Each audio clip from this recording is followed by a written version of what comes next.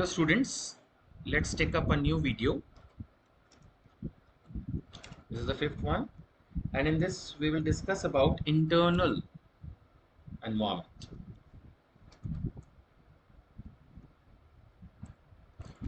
आप सबके पास बुक्स होंगी डेफिनेटली. अगर आप बुक को पलटोगे तो you will find that business environment के टू टाइप्स हैं या टू कंपोनेंट्स हैं, इंटरनल एक्सटर्नल.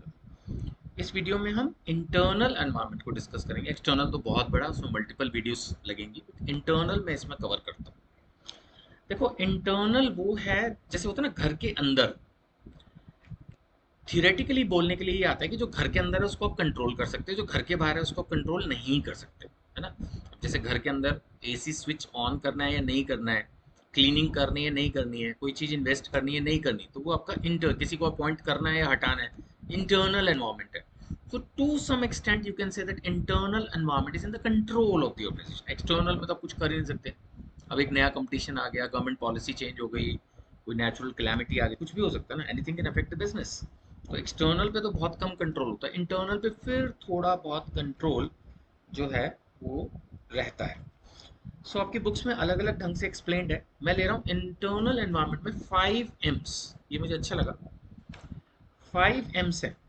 जैसे सबसे पहला है मैन, फिर उसके बाद है मटेरियल, फिर उसके बाद है मनी, फिर उसके बाद है मशीनरी, और पांचवा है मैनेजमेंट. ये पांचों चीजें आपकी इंटरनल एनवायरनमेंट का पार्ट है. मेन मेन माने आपका स्टाफ. आप अपने हिसाब से अपने स्टाफ को एनवायरनमेंट सॉरी अपॉइंट करते हो, ट्रेन करते हो, यूज करते हो अपने बिजनेस के लिए. अगर आपके पास स्किलफुल वर्कर्स हैं तो ये आपके इंटरनल एनवायरनमेंट का पार्ट है और ये आपके बिजनेस को काफ़ी आगे ले जा सकता है. वहीं अगर आपके एम्प्लॉयज़ लेजी हैं, इनएफिशिएंट हैं, है ना, चोर टाइप है, तो आपका बिजनेस डूबेगा ही डूबेगा. ऐसे ही मटेरियल. अब जो रॉ मटेरियल आप यूज़ करते हो, जो भी कंपोनेंट्स आप यूज़ कर रहे हो, कहीं ना कहीं आपके हाथ में, आपने कौन सी कंपनी का लेना है, कैसा मटेरियल यूज़ करना है, वो अगर अच्छा है तो आपका प्रोडक्ट भी फाइनल आउटपुट अच्छी होगी, है ना. Money, financial resources definitely affects a business. Money can also be referred as financial resources ना. अगर अच्छे फाइनेंशियल रिसोर्सेज हैं तो कम से कम आप कोई एडवर्टाइजिंग कर पाओगे, अच्छी हायरिंग कर पाओगे, अच्छी जगह अपना ऑफिस बना पाओगे, फैक्ट्री बना पाओगे, नई मशीन्स ले पाओगे, टेक्नोलॉजी यूज़ कर पाओगे. तो financial resources definitely is one of the most important aspect of internal environment. अगर ये ज़्यादा है, आपके पास पैसा अच्छा है, तो बिजनेस चलाना कंपेरेटिवली ईजी होगा.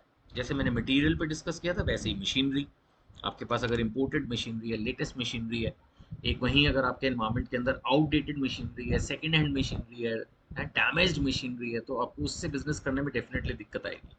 And management is also important. Management is rather the most important. कोई भी कंपनी की सक्सेस काफी हद तक उसकी मैनेजमेंट पे डिपेंड करती है. अगर उसका जो मैनेजर है, जो ओवरऑल उसका प्रमोटर है, डायरेक्टर है, वो अगर बहुत विजनरी है. अब देखो, किसी किसी अब रतन टाटा का एग्जाम्पल लो, धीरू भाई अंबानी का एग्जाम्पल लो, या अभी जैसे टेस्ला को जो है खींच लिया इलॉन मस्क ने, तो ऐसे किसी भी व्यक्ति का एग्जाम्पल लो, अमेजोन का लो, कुछ भी.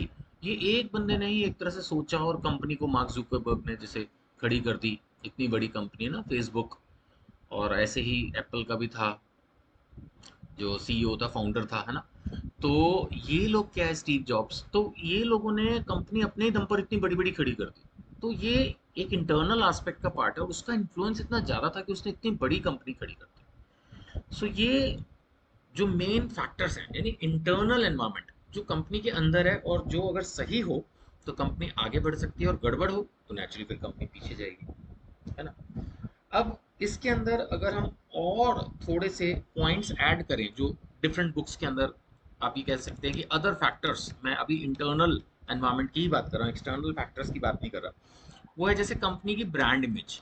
कई कंपनीज की इमेज बहुत अच्छी होती है क्योंकि कंपनी सोशल रिस्पॉन्सिबिलिटीज टाइप कुछ काम कर रही होती है, या कोई एसेंशियल प्रोडक्ट्स दे रही होती है, और लोग उसकी वर्किंग से, उसकी ओवरऑल चीज़ों से खुश होते हैं. So the brand image of the company is good.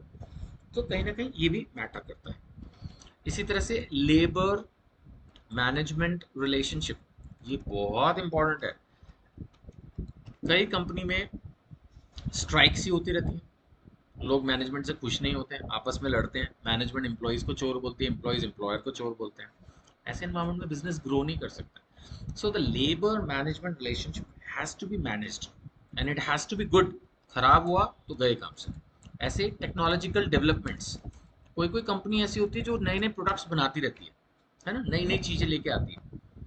अब जैसे जो मोबाइल कंपनीज हैं, ऑटोमोबाइल, मैं तो कहता हूँ कोई भी लाइन में आप देख लो, आजकल हर चीज़ में, टेलीविज़न कुछ भी देख लो, मुझे तो लगता है इवन शैम्पूज़ में भी, मैं यूज़ नहीं करता हूँ लेकिन शायद उसमें भी कुछ ना कुछ नया आता रहता होगा नहीं?